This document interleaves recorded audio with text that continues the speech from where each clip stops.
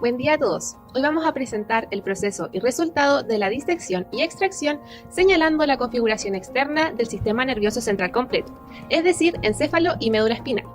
La disección es una actividad importante para nuestra formación académica, además que nos permite desarrollar habilidades prácticas para nuestra futura profesión, incluyendo habilidades blandas como tolerancia, responsabilidad, trabajo en equipo, entre otras. Para la realización de esta actividad se consideró importante la integridad de los animales, utilizando cadáveres solo para fines educativos.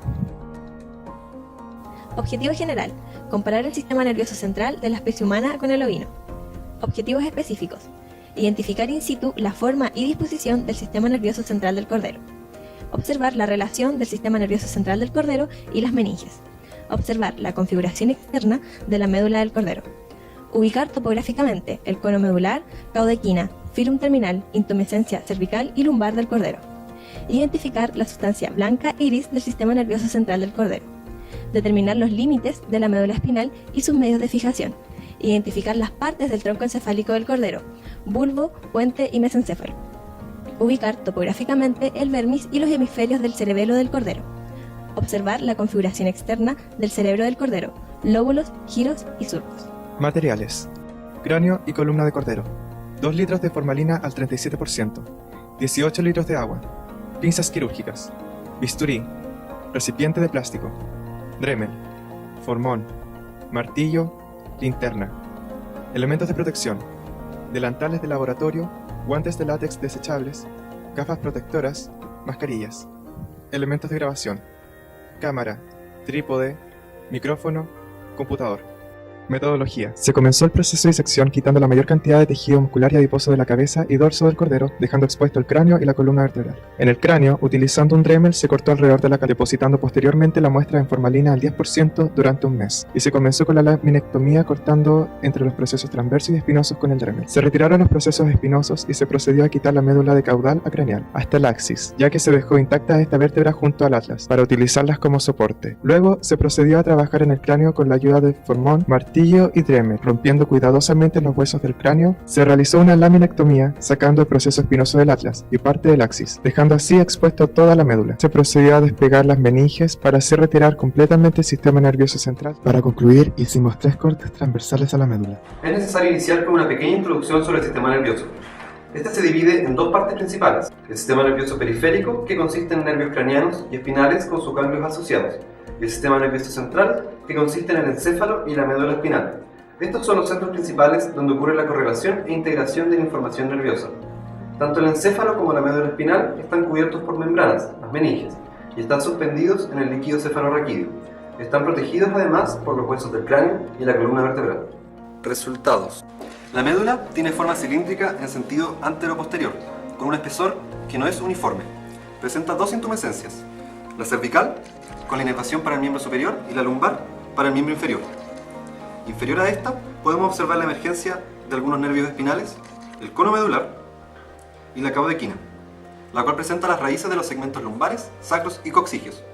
En esta zona encontraremos el filum terminal, que es otro de los puntos de fijación de la médula espinal. El filum avanza a través de la caudequina, uniéndose al periósteo del cóccix para posteriormente formar el ligamento coxígeo. En esta muestra podemos observar el sistema nervioso central del cordero in situ, dividiéndolo macroscópicamente en encéfalo, conformado por cerebro, cerebelo y tronco encefálico, hacia craneal, y la médula espinal, ubicada a lo largo del canal vertebral. Además, podemos identificar las meninges espinales y los espacios presentes entre ellas, describiendo desde exterior hacia interior. El primer espacio que podemos apreciar es el espacio epidural. Este espacio va a estar ocupado por tejido conectivo laxo, grasa peridural y el plexo venoso vertebral interno. Encontramos aquí la dura madre, meninge más externa, gruesa y fibrosa, de color blanco nacarado. Más profundo la dura madre, y adosada a ella se encuentra la aracnoides y el espacio subaracnoideo, donde va a circular el líquido cerebroespinal. Ahora, adosado a la médula espinal, vamos a encontrar la meninge más interna, que es la pía madre. La pía madre envía unas proyecciones hacia la aracnoides y dura madre, denominadas ligamentos dentados, los cuales son un punto de fijación para la médula espinal. Hacia caudal, la dura madre va a formar el fondo de saco dural. A continuación, se presentan las imágenes del estudio mesoscópico de cortes transversales en médula ovina utilizando la técnica de transiluminación. En la parte posterior se puede observar el surco mediano dorsal y lateral a este surco se encuentran los surcos dorsolaterales, donde penetran los filamentos de la raíz dorsal del nervio espinal con información sensitiva. En la parte anterior encontramos la fisura mediana ventral, y lateral a esta se encuentran los surcos ventrolaterales, de los cuales emergen los filamentos radiculares que forman la raíz ventral de los nervios espinales.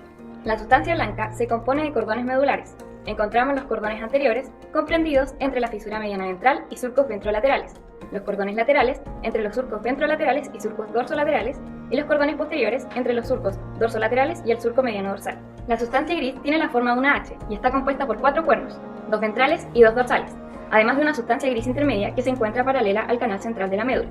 Dependiendo del nivel de la médula, se va modificando el tamaño de los cuernos. A nivel cervical, se puede observar un cuerno ventral bastante aumentado por la presencia de gran cantidad de neuronas motoras, que controlan los músculos del miembro superior.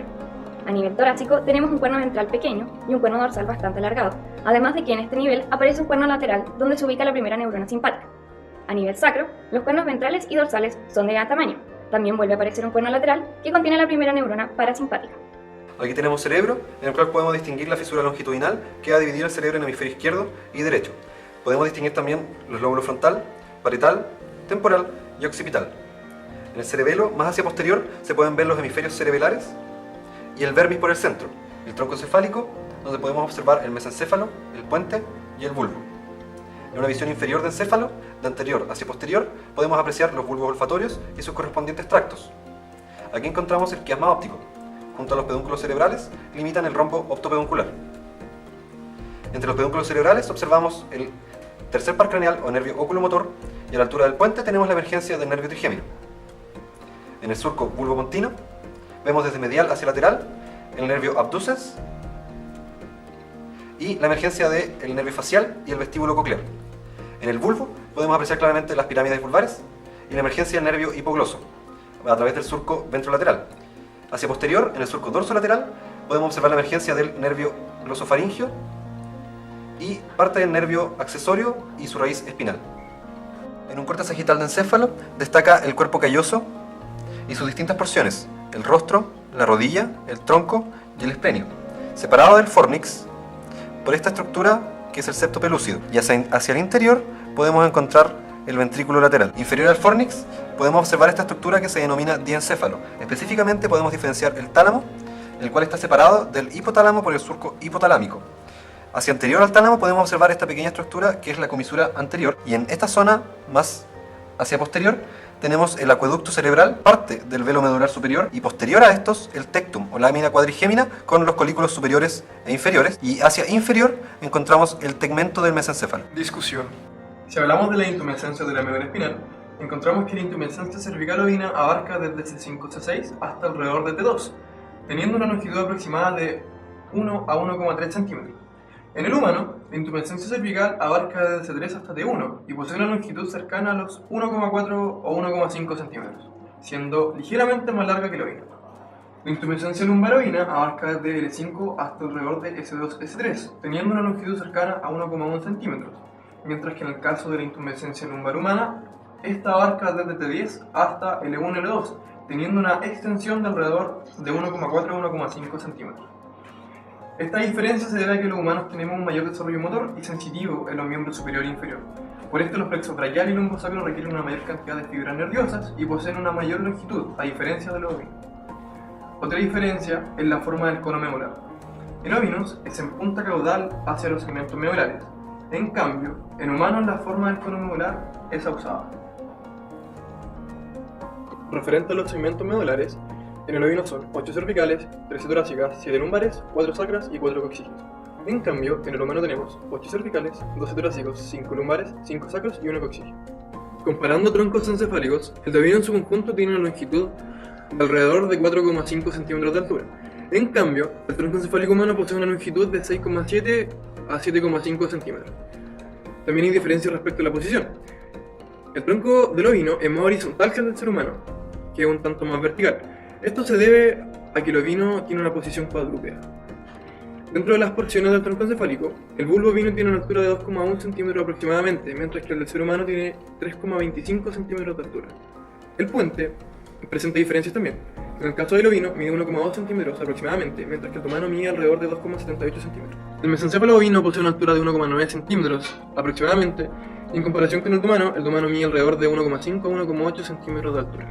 Comparando el cerebelo de ovino y el de humano, en el de ovino este presenta una altura de alrededor de 2,5 centímetros y un diámetro anteroposterior de alrededor de 2,77 centímetros, a diferencia de lo que sucede en el cerebelo de humano, que mide alrededor de 5 centímetros de altura y tiene un diámetro anteroposterior de 6 centímetros. Una similitud que ambas especies tienen es la división del cerebelo en lo que es vermis y lo que son los hemisferios cerebrales.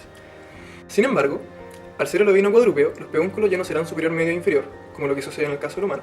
En cambio, en el ovino se van a denominar rostral, medio y caudal, respectivamente. Estableciendo una comparación entre los cerebros de ovino y de humano, podemos observar que en ambos cerebros presentan estructuras similares, como lo son el caso de la división en ambos hemisferios, que en este caso se observa solamente un hemisferio.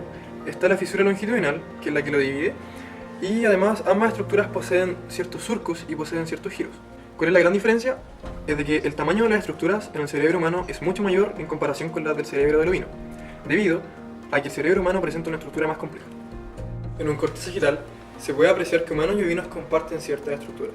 Por ejemplo, cuerpo calloso, giro del cíngulo, ciertas comisuras, fornix, tálamo, entre otros. Por otra parte, el ovino tiene un bulbo olfatorio mucho más desarrollado, como se puede apreciar aquí, a diferencia de lo que vendría siendo el bulbo olfatorio, y en este caso el tracto olfatorio, en el ser humano.